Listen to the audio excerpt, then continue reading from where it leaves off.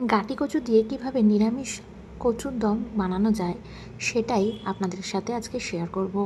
নিরামিষ রেসিপি হলেও মাছ মাংস ছেড়ে সবাই এটাকেই কিন্তু খেতে চাইবে। ভাত পোলাওয়ের সাথে তো ভালো লাগবেই, সাথে যদি রুটি লুচি পরোটা থাকে তার সাথেও কিন্তু খেতে অপূর্ব সুন্দর লাগে।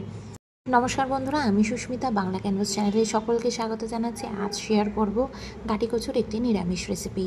তার জন্য এখানে গাটি কচু নিয়ে নিয়েছি ভালো করে। আমি কিন্তু ছালটা ছাড়িয়ে একদম মাঝখান থেকে অর্ধেক করে নিয়ে জলে সেদ্ধ করে নিয়েছি।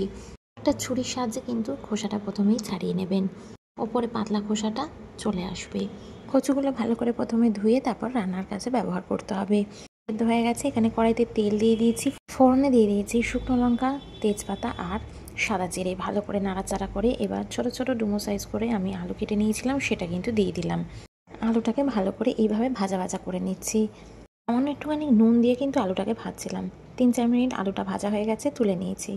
এবার সেদ্ধ করে নেওয়া কচুটাকে আমি ভেজে নিচ্ছি। কচুটা যেহেতু সেদ্ধ হয়ে গেছে, বেশিক্ষণ কড়া করে কিন্তু ভাজবো না, নাহলে কড়াইতে কিন্তু বেশি লেগে যাবে। এইভাবে একটু হালকা নাড়াচাড়া করে নিলাম। এবার কচুটাকেও একটা পাত্রে তুলে নিলাম। এইভাবে কচু যদি একটু এভাবে ভালো করে ভাজা যায় তাহলে কিন্তু খেতে দারুণ লাগে, টেস্টটাই কিন্তু বদলে যায়। এবার কড়াইতে তেল দিয়ে দেওয়া হয়েছে, দিয়ে দিলাম এখানে একটা টমেটোকে টুকরো করে দিয়েছি। আর সাথে নুনটা কিন্তু দিতে একদম ভুলবেন না, তাহলে কিন্তু টমেটোটা নরম হতে দেরি হবে। সাথে একটুখানি আদা গ্রেট করে দিয়ে দেওয়া হলো। এইভাবে নাড়িয়ে চাড়িয়ে যাচ্ছি, একটু মিক্স করে নিচ্ছি ভালো করে। মশলাগুলোকে মিক্স করে নিলে কিন্তু টেস্ট ভালো হয়। এবার ভেজে নেওয়া আলুটা দিয়ে দিলাম। আলুর সাথে ভালো করে এইভাবে আমি ভেজে যাচ্ছি। এখানে একটা বাটিতে কিন্তু আমি অল্প পরিমাণে দই নিয়ে নিয়েছি। দইয়ের মধ্যে দিয়ে দিলাম এখানে 1 চামচ মতো কাশ্মীরি লঙ্কার গুঁড়ো, দিয়ে দিচ্ছি এখানে 1 চামচ মতো হলুদ গুঁড়ো, 1 চামচ মতো শুকনো লঙ্কার গুঁড়ো, 1 চামচ মতো ধনের গুঁড়ো, 1 চামচ মতো এর মধ্যে দিয়ে দেবো জিরের গুঁড়ো। খুব ভালো করে এবার কিন্তু আমি এগুলোকে মিক্স করে নিচ্ছি। খুব সুন্দর একটা আমি দইয়ের পেস্ট তৈরি করে নিলাম। এইভাবে চামচ দিয়ে দইয়ের মিক্সচারটাকে মিক্স করে নিয়ে এবার ঢেলে দিলাম মশলাটা আমি আলুর মধ্যে। ফ্লেমটা কিন্তু লো টু মিডিয়ামে রাখবো। এবার আস্তে আস্তে করে কিন্তু মশলা আমাদেরকে কষিয়ে নিতে হবে, তাহলে কিন্তু মশলার কাঁচা গন্ধটা চলে যাবে। মশলা চাইলে কড়াইতে ডাইরেক্ট দেওয়া যায়, কিন্তু আগে যদি এইভাবে একটা পেস্ট তৈরি করে নেওয়া যায় তাহলে কিন্তু মশলার টেস্টটা অনেক গুণ বেড়ে যায়। সাথে রান্নার স্বাদও বেশ ভালো হয়। সামান্য পরিমাণে জল দিলাম, জল দিয়ে আমি এটাকে ভালো করে কষিয়ে নেব সময় ধরে। আলুটাকে কিন্তু কন্টিনিউ এভাবে নাড়াচাড়া করে যাচ্ছে। মশলা কষানো হয়ে গেছে, এবার এর মধ্যে আমি উষ্ণ গরম জল দিয়ে দিলাম। ঠান্ডা জলটা একদম ব্যবহার করবেন না, এতে করে রান্নার স্বাদটা কিন্তু নষ্ট হয়ে যায়। তো ভালো করে কষানো হবে, রান্নার স্বাদও কিন্তু ততগুণ বেড়ে যায়। জল দিয়ে দেওয়া হলো, এবার দিয়ে দিলাম পরিমাণ মতো নুন, দিয়ে একটু নাড়িয়ে চাড়িয়ে এটাকে ঢাকা দিয়ে ফুটতে দেবো।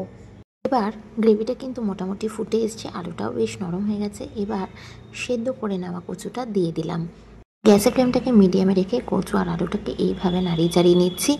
অবশ্যই কিন্তু গরম জল ব্যবহার করবেন রান্নায়, ঠান্ডা জলটা ব্যবহার করবেন না, তাতে কিন্তু স্বাদটা একদমই ভালো মতো চেঞ্জ হয়ে যায় গরম জল ব্যবহার করলে। এরপরে আমি দিয়ে দিলাম এখানে পরিমাণ মতো চিনি। নিরামিষ রেসিপি যেহেতু অবশ্যই চিনি ব্যবহার করবেন। একটু নাড়িয়ে চাড়িয়ে একটু ফুটিয়ে নিচ্ছি। মোটামুটি সেদ্ধ হয়েই আছে। একটু ঢাকা দিয়ে 5 মিনিট মতো যদি রাখা যায় তাহলে কিন্তু ভালো মতো সুসেদ্ধ হয়ে যাবে। নামানোর আগে এর মধ্যে একটু কুচিয়ে রাখা ধনেপাতা দিয়ে দিলাম। ভালো মতো চেক করে নিয়েছি, একদম কচু আলু নরম হয়ে গেছে, প্রপারলি সেদ্ধ হয়ে গেছে। কাটি কচুর এরকম তরকারি হলে রুটি পরোটার সাথে কিন্তু দারুণ লাগবে খেতে। যে কোনো অনুষ্ঠানে ফ্রাইড রাইস কিংবা পোলাওয়ের সাথেও এই রেসিপিটা খুব ভালো লাগে। ডায়াবেটিস পেশেন্টরাও এই কচুর রেসিপিটা কিন্তু খেতে পারবেন। তো চিনি আর আলুটা বাদ পড়বে তখন। মাছ মাংস ছেড়ে সবাই এক থালা ভাত এই কচু দিয়ে কিন্তু খেয়ে ফেলবে। তো কেমন লাগলো বন্ধুরা আজকের এই রেসিপি, কমেন্ট সেকশনে অবশ্যই জানাবেন। ভালো লাগলে লাইক শেয়ার এন্ড সাবস্ক্রাইব করবেন, পাশে থাকা বেল আইকনটা প্রেস করবেন নতুন ভিডিওর আপডেটসের জন্য। টাটা।